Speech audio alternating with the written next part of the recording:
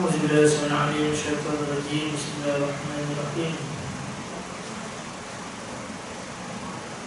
الحمد لله واحد الأحد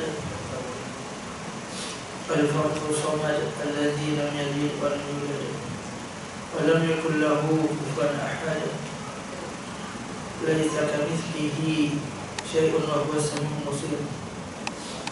اللهم صل وسلم على سيدنا وحبيبنا وشفيعنا قرة أعيننا سيدنا ومولانا محمد صلى الله عليه وسلم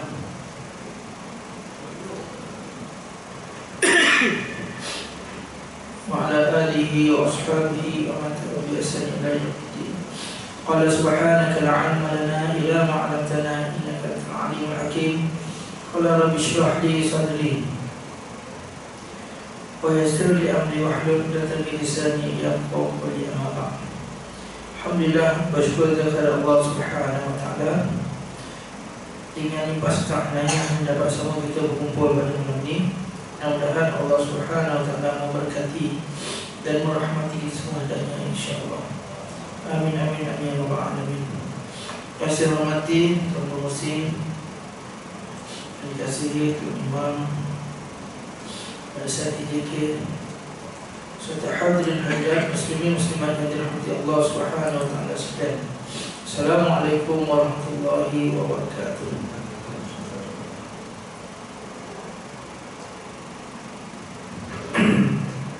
InsyaAllah kita sambung dengan yang kita. Masih lagi kita dalam tajuk syarat sah salat. Wa qala musannifu rahimahullah ta'ala wa nafa'na bi ulumihi fi darain. Amin amin amin ya rabbal alamin. Syarat yang ketiga, yakni syarat sah yang ketiga, menutup aurat. Dan ketiga, menutup aurat, yakni syarat sah yang ketiga menutup aurat antara pusat dan lutut jika laki-laki dan sahaya ni hamba, sahaya perempuan dan sekalian tubuhnya jika perempuan dan khunsa yang merdeka. Khunsa sama juga macam perempuan yang lain daripada muka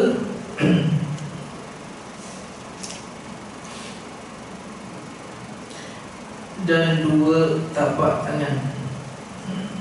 Jadi kita maklumlah berkenaan dengan aurat. Syarat sah yang ketiga ialah menutup aurat daripada orang lelaki pusat sehingga lutut, termasuk hamba sahaya perempuan. Hamba lah. Adapun seluruh tubuh, yakni perempuan dan khunsa. Khunsa ni dia dua perempuan, lelaki ada, perempuan pun ada. Jadi aurat dia sama dengan perempuan, yakni kecuali muka dan tapak tangan. Maka mazhab kita Syafi'i, jadi kalau lelaki tu lutut tu ialah bawah dari lutut, bukan tempat-tempat lutut, bawah dari lutut. Pusat atas daripada pusat. Pusat tu atas sikit dan lebih. Sama juga kalau kita ambil air sembahyang. Air sembahyang tempat yang wajib pada muka, lepas tu pula tangan sehingga ke siku. Tapi dia lebihkan sebagai ikhtiar. Kena lebihkan. Memang sebagai siku tapi kena lebihkan. Bahkan kalau ada terjadi tangan kita contoh kena potong sampai kat siku, sampai siku kena potong. Jadi wajib tak kita ambil sembahyang, kita ambil sikit je. Tapi kalau betul kat siku lah, kalau sini dah tak ada lah. Sebab apa? Sebab untuk mazhab Syafi'i dia kena lebihkan sikit sebagai ikhtiar ataupun hati-hati. Jadi begitu juga dengan masalah aurat. Bukannya betul-betul kat lutut saja. Ni lutut betul-betul kat lutut, tak, dia kena turun bawah sikit, pusat atas sikit. Syarat sah. Sekarang kita belajar berkenaan dengan syarat sah. Okey. Apakah hukum dia sembahyang tak pakai baju? Ni lelaki lah. Dia sembahyang tak pakai baju, tapi atas pusat, lutut. Dia pakai seluar jenis seluar apa yang setengah tu. Contoh lah, kita buat cerita lah. Dia pakai atas pusat seluar, lepas tu bawah sikit pada lutut, tutup. Lepas tu sembahyang. Jadi soalan dia, apakah hukumnya? Maka hukumnya sah. Tapi kesempurnaan itu cerita lain. Sekarang kita nak cerita bab sah dulu, bab berkenaan dengan hukum fiqh, ataupun bab hakikat kita dengan Tuhan, kesempurnaan dengan solat, berkenaan dengan pahala dan sebagainya. Itu cerita lain. Ini nak cerita sah dulu. Sama juga apabila kita sembahyang, aset bunyi. Lepas tu kita ambil aset satu gerakan. Kalau 3 kali memang batal terus lah. Satu gerakan. Lepas tu siap tengok Malaysia lagi. Baca. Bagi contoh. Ni nak kita hukum dulu. Hukum dia tetap sah juga sembahyang, tapi kurang pahala, tak ada pahala. Sebab kita nak sembahyang ni ialah apa dia yang kita belajar sebelum ni. Allah Ta'ala menjanjikan syurga bagi orang yang sembahyang di mana sembahyangnya sempurna. Kalau setakat sah je, tanda tu lah, lepas-lepas nak makan dah, kira lepas tak nak kena selesa je dah. Tapi tak dapat ganjaran yang dinyatakan ataupun yang dijanjikan oleh Allah Subhanahu Wa Ta'ala. Berkenaan kalau kita kita pakaikan pekat, contoh, tapi dekat masjid tu ataupun surau tu jadi 2 tingkat. 2 tingkat. Jadi ada sembahyang atas, sembahyang bawah. Ni contoh. Jangan jadi, tapi kalau takut jadi, kita nak cerita hukum dulu. Sekali apa, kita sembahyang bawah, tengah sembahyang tu, kita tengok atas.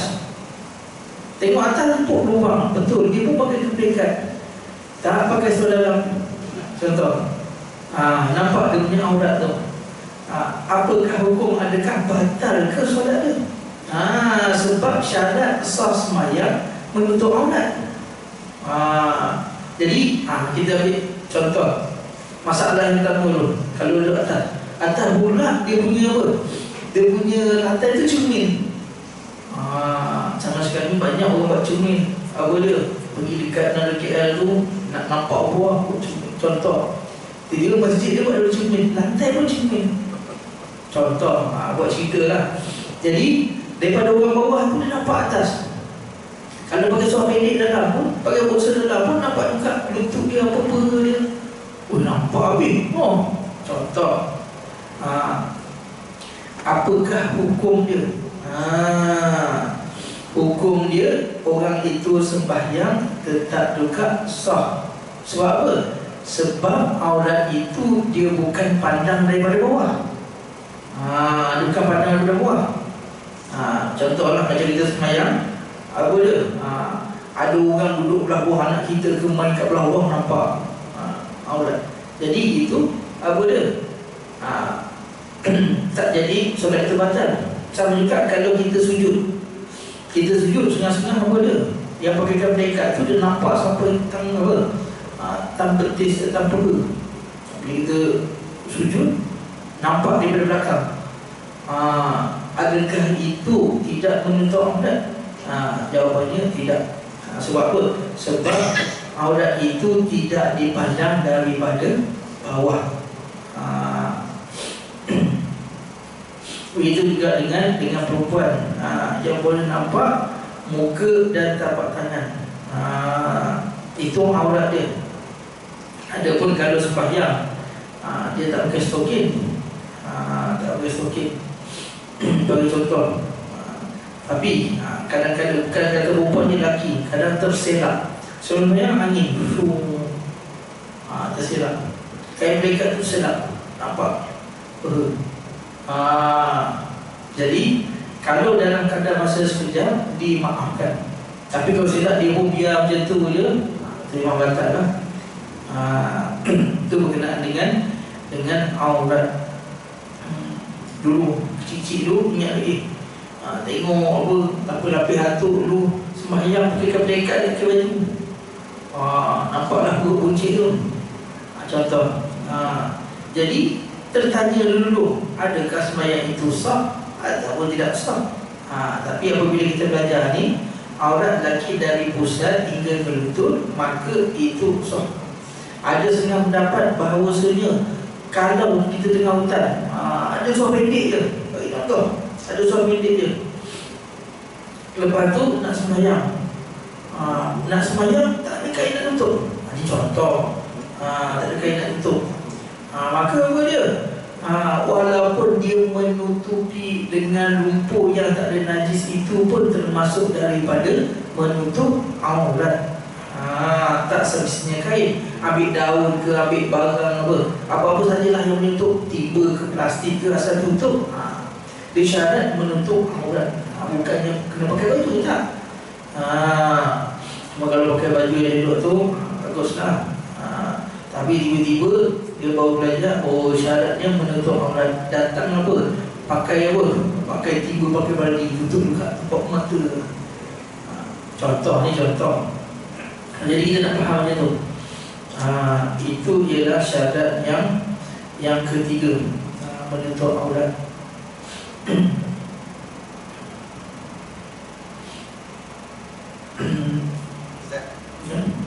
Kalau kata yang lumpur tadi, untuk perempuan lelaki saja atau perempuan lelaki? Tak, perempuan lelaki. Menutup tu ialah kalau perempuan dia bagi dengan muka dengan tapak tangan lah. Tapi kalau lelaki padanlah daripada atas ni sampai lutut. Apa saja yang boleh yang boleh menutup aurat. Lepas tu menutup aurat pula, kalau dia pakai kain yang ketat lah, cerita dia pakai kain yang ketat, tak kisahlah dia menutup aurat waktu semayang ke, waktu bukan semayang ke. Termasuk lelaki ataupun perempuan yang nampak batang tubuh dia, nampak tubuh tutup tapi ketat, nampaklah barang-barang dia tu, bentuk dia apa semua dia, dia masih lagi kategori menutup aurat. Tapi mungkin dekat situ ada cacat dia. Jadi yang pertama tutup aurat tu tutup. Sempurna tak sempurna, itu cerita nombor dua pula. Dia tutup aurat tapi apa dia? Nampak dia punya barang-barang habis. Sama juga ada lagi, pakai seluar apa tapi nampak perut, nampak tu dan sebagainya. Tambah pula apa? Ketat sebagai contoh, lumba basikal.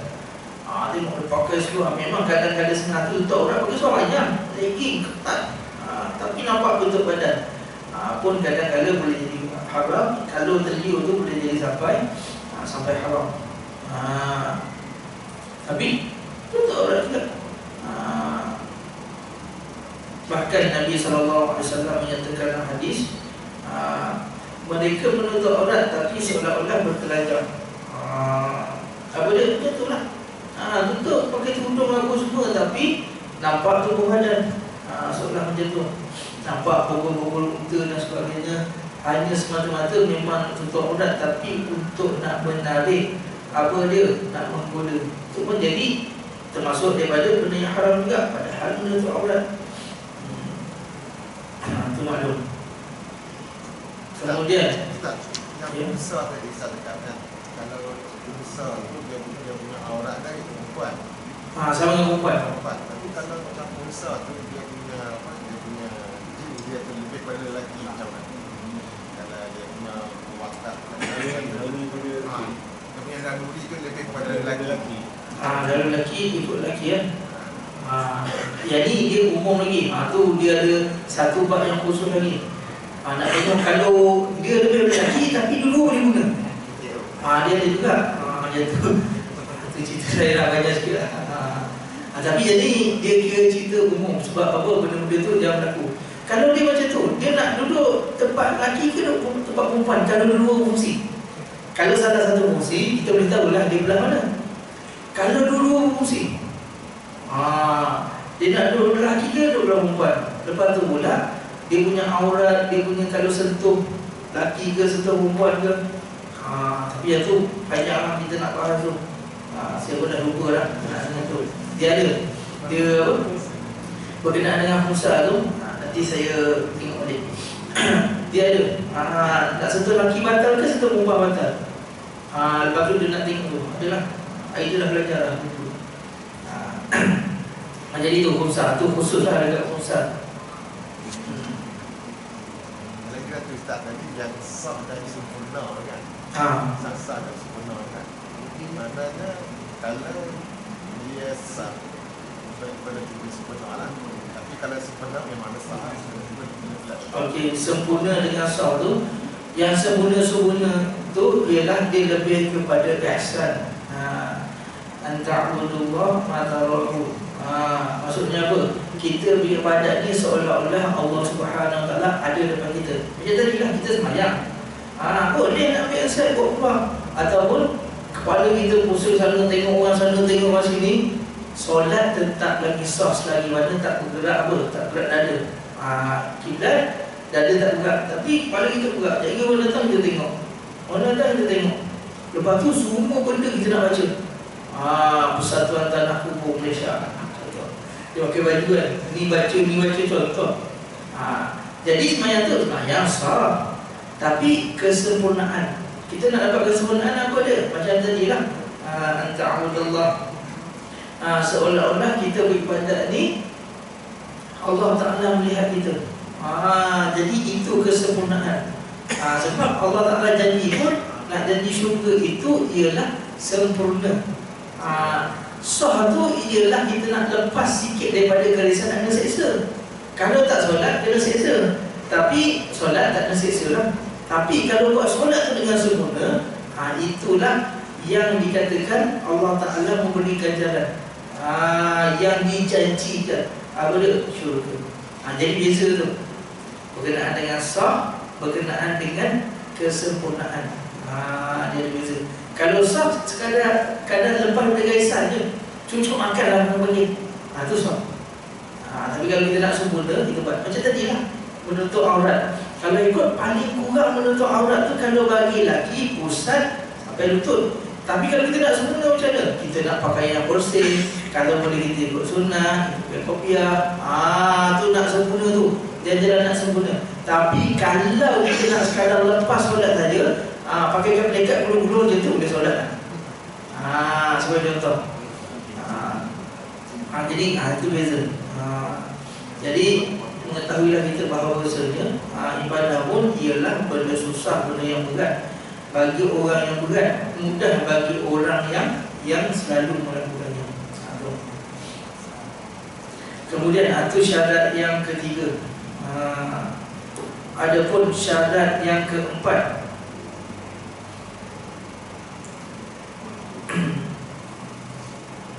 mengetahui kaifiat solat.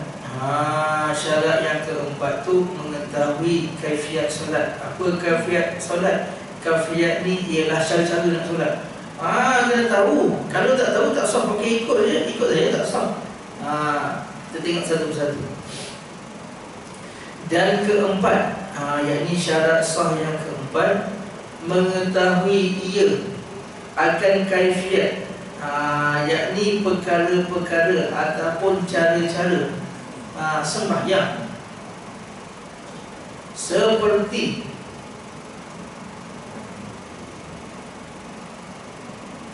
bahawa diketahui akan fardunya, yakni fardu solat, dan dibedakan fardu daripada sunatnya. Bahkan jika ia i'tiqad akan segala itu fardu atau setengahnya fardu dan setengahnya sunat, dan dibezakan daripada hal orang awam, dan tiada dikosatkan sunat yang difardunya.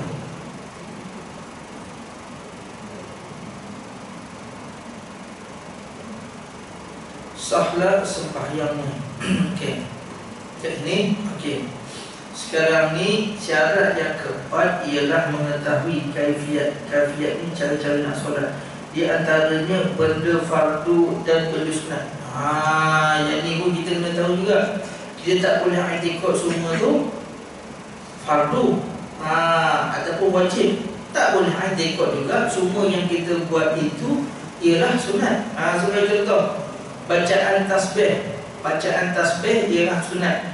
Subhana rabbiyal a'la wa bihamdih. Subhana rabbiyal azim wa bihamdih. Itu sunat. Takbir itu ialah wajib. Angkat takbir ni sunat. Ni angkat tangan ni sunat. Tapi takbir Allahu Akbar itu wajib. Iaitu kita benda-benda tak pernah beza.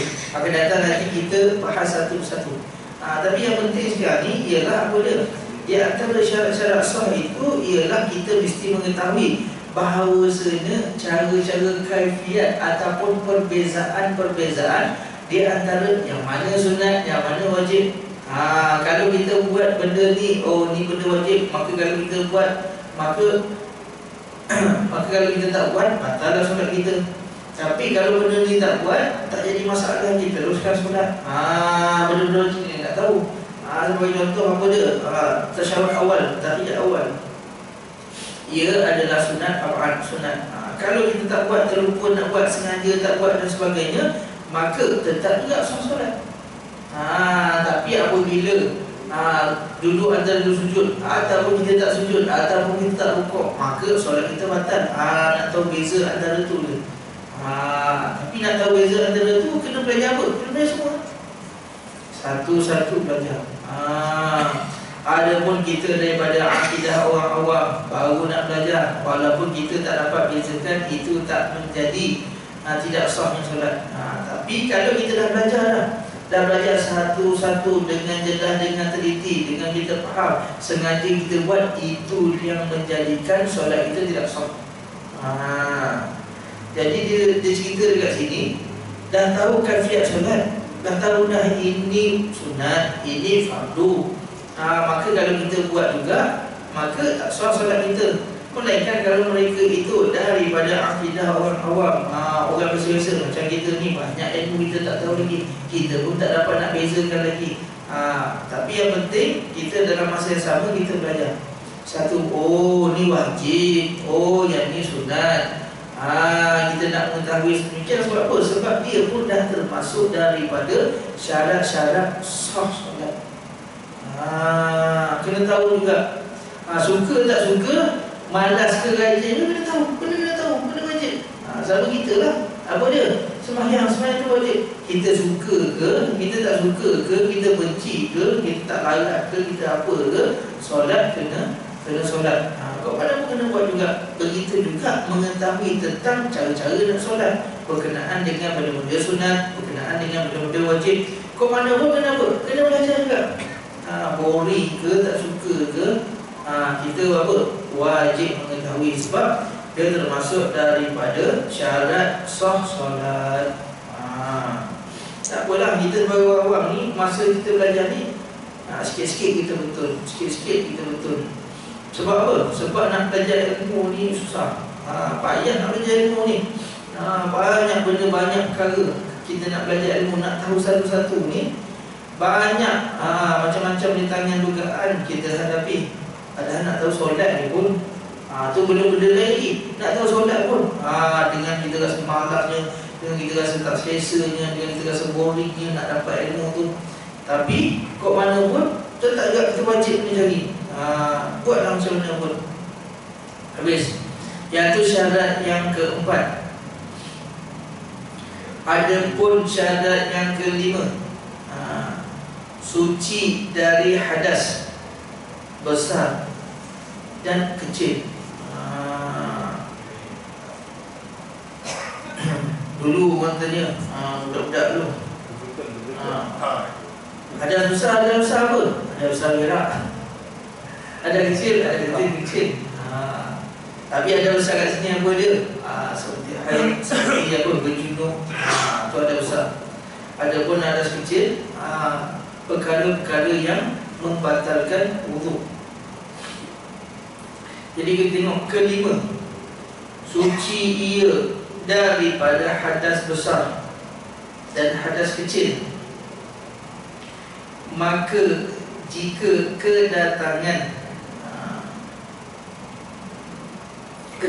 hadas di tengah sembahyang, batal sembahyangnya. Tengah sembahyang batal, ketut dan sebagainya, tak kisahlah apa saja yang boleh menyebabkan batalnya apa, boleh menyebabkan syarat batalnya wuduk, maka batallah apa dia, solat itu. Jadi sebagai contoh, sembahyang kena tak cicak.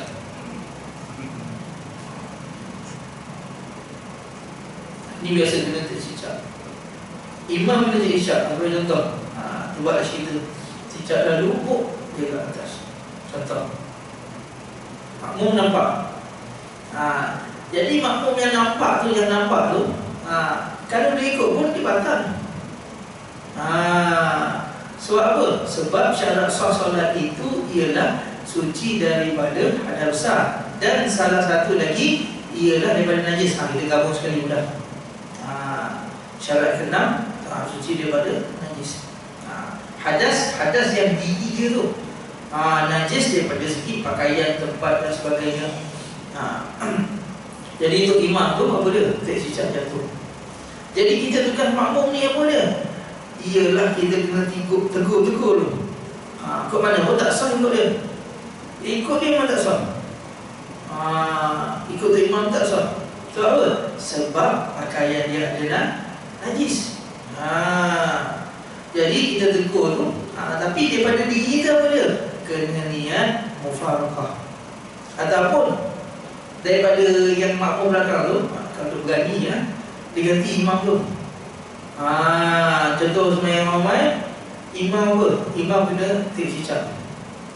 Makmum belakang tu nampak. Kalau ikut dia tak sah. Sebab apa? Sebab dia najis. Kalau nak sembahyang ni, dia kena suci daripada hadas besar dan hadas kecil, termasuk daripada najis. Jadi imam tu ada najis. Apabila imam tu ada najis, apa? Makmum belakang ni naik duduk sebelah dia. Tapi imam tu kena faham lah, jangan gaduh pula. Jadi dia naik depan, semua belakang ada boleh. Tapi kalau naik tu faham dah, imam ni apa? Ada masalah. Jadi makmum naik ganti dia. Kalau tidak, kalau takut nak naik dan sebagainya, kena niat mufaraqah. Sebab apa?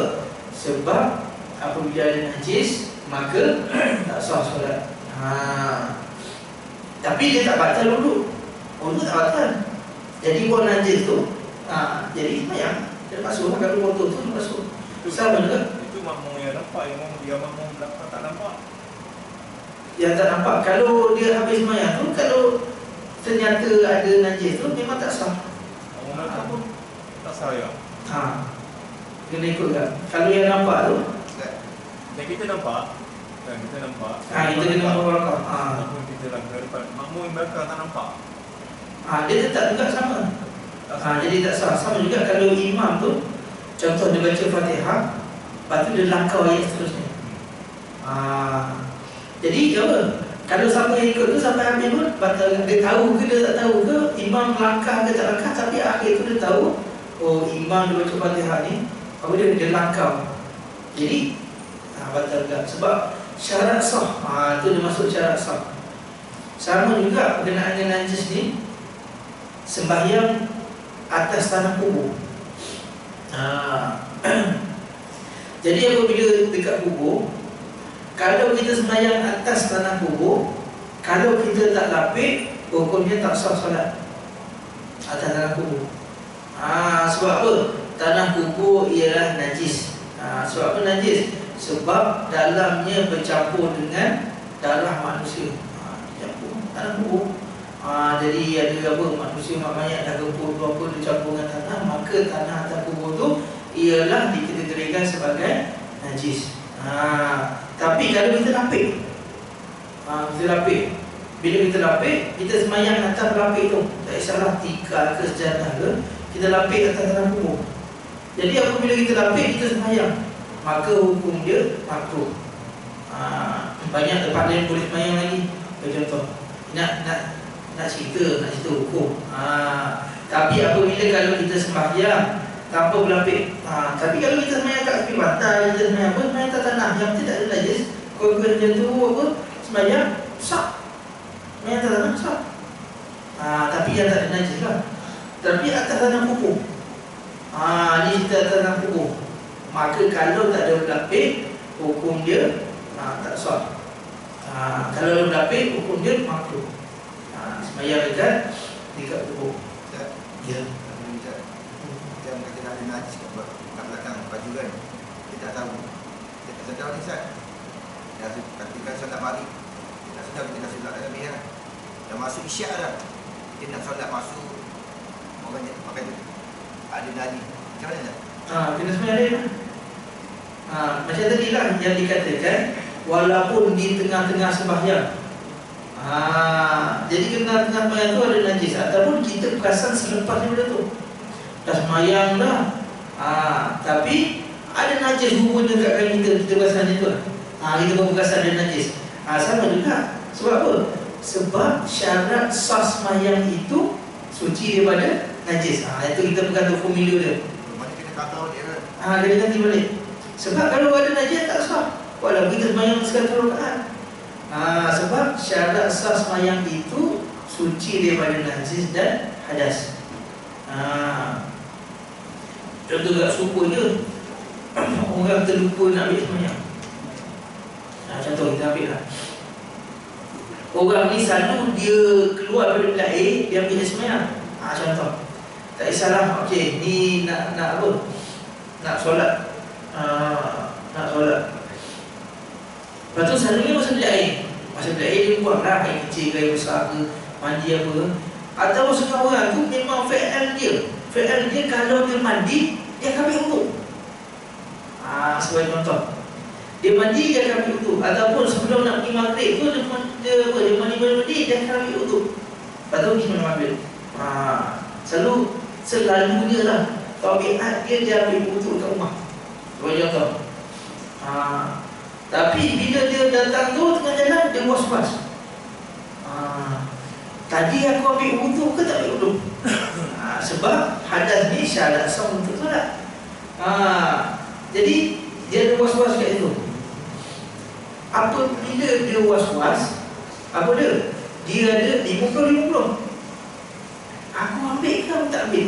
Tetapi kalau daripada segi tabiat dia, dari segi tabiat dia, apa dia? Ambil wuduk lah. Sebagai contoh, kita datang, kita pergi kat tempat wuduk tu, kita basuh muka apa semua, kita ambil wuduk. Dia boleh masuk.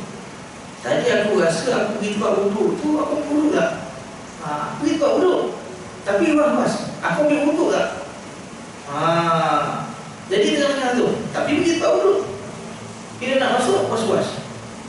Sebab apa? Sebab nak solat, syarat sah solat kena suci daripada hadas.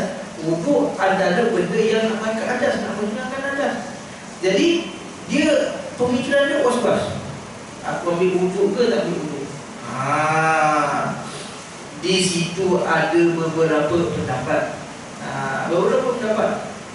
Kalau tabiat dia pergi ambil tempat wuduk itu, dari segi tempat wuduk, selalu ambil wuduk, maka dia kira wuduk. Itu setengah pendapat. Sebab apa? Sebab sekarang was-wasnya. Nak ambil ke tak nak ambil? Keadaan macam ni. Padahal kita ada tempat wuduk ni. Jadi setengah riwayat menyatakan kalau dia tabiat dia, kalau pergi tempat wuduk ambil wuduk, maka dia keadaan dia wuduk. Tapi kalau nak selamat macam mana? Ambil air. Itu jangan selamat lah. Takut diganggu pula semayang. Aku memang minta uduk tapi aku rasa tak ambil. Dia nak main kat tu lah. Tapi kalau senang daripada dapat tu, kalau dia rasa yakin, tapi kalau nak yakin tu atas dari 50-50. Tapi sekarang ni 50-50. Aku ambil ke aku tak ambil? Tapi kalau tak ambil dia pergi tempat uduk, maka dia uduk, maka yakin terus.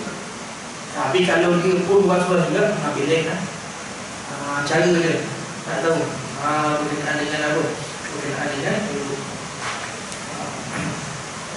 uduk. Syarat yang kelima.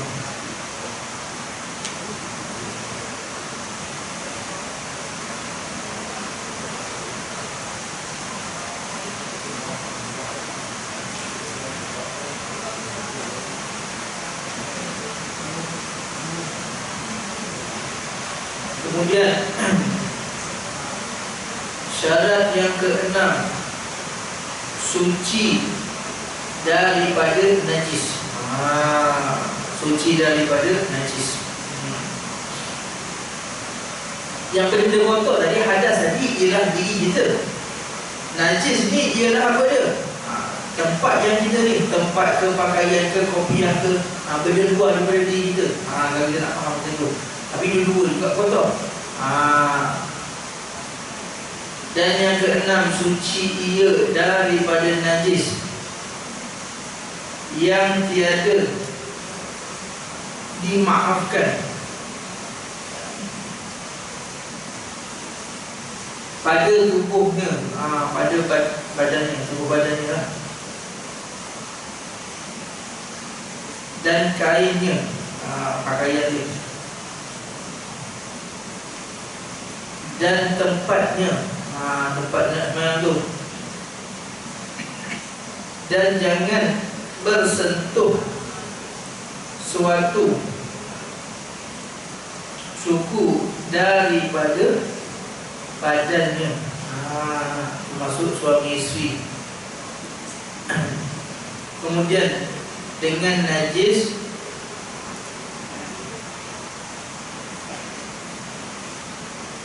pada geraknya,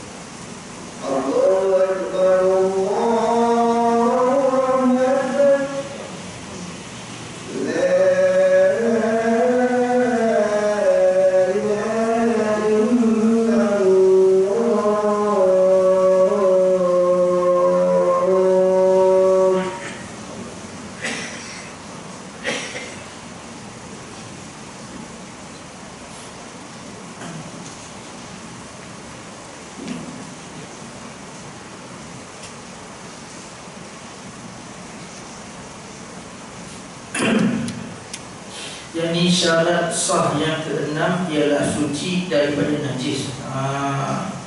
Mungkin kita nak bahas bab najis ni akan datanglah, sebab dia panjang juga cerita dia berkenaan dengan najis yang dimaafkan, najis yang tak dimaafkan.